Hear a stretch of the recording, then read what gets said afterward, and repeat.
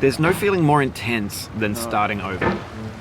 If you deleted your homework the day before it was due, as I have, or if you left your wallet at home and you have to go back after spending an hour in the commute, if you won some money at the casino and then put all your winnings on red but it came up black, if you got your best shirt dry cleaned before a wedding and then immediately dropped food that they just returned to their original view, starting over is harder than starting up. If you're not ready for that, like if you've already had a bad day, then what you're about to go through might be too much. Feel free to go away and come back. I'll be here. Just find a safe place to stop and quit the game. And don't worry, I'll save your progress always, even your mistakes. This game is a homage to a free game that came out in 2002, titled Sexy Hiking. And B games are rough assemblages of found objects. Designers slap them together very quickly and freely, and they're often too rough and unfriendly to gain much of a following.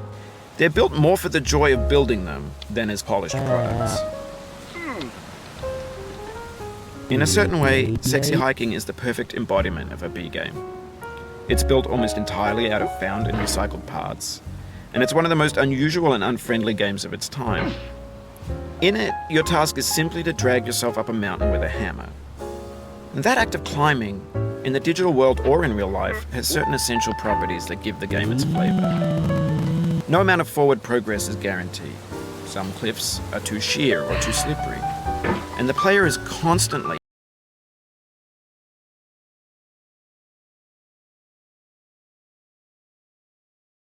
completely confident in your ability to get through them once you have the correct method or the correct equipment or just by spending enough time.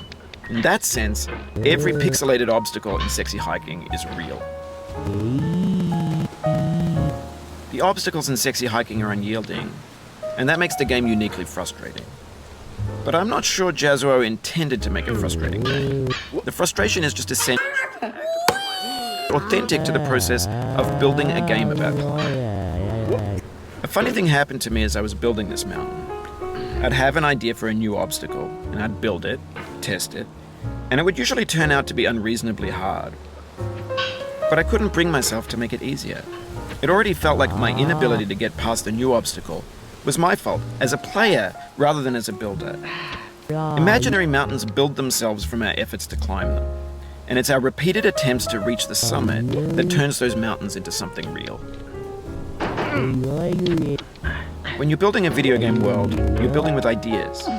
And that can be like working with quickset cement. You mold your ideas into a certain shape that can be played with, and in the process of playing with them, they begin to harden and set until they're immutable, like rock. And at that point, you can't change the world, not without breaking it into pieces and starting fresh with new ideas.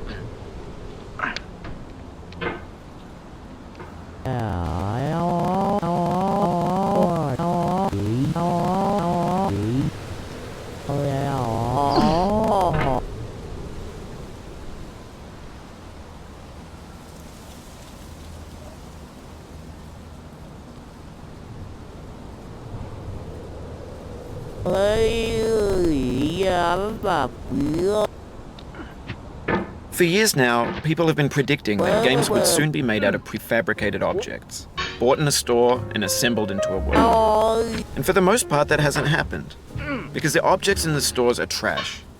I don't mean they look bad or that they're badly made, although a lot of them are. I mean they're trash in the way that food becomes trash as soon as you put it in the sink.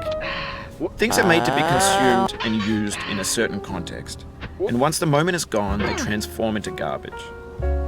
In the context of technology, those moments pass by in seconds.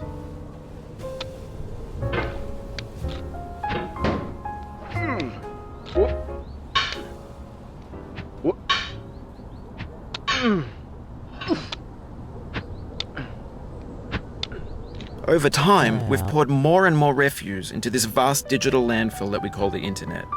It now vastly outnumbers and outweighs the things that are fresh and untainted and unused. When everything around us is cultural trash, trash becomes the new medium, the lingua franca of the digital age. And you can build culture out of trash, but only trash culture. Be games, be movies, be music, be philosophy.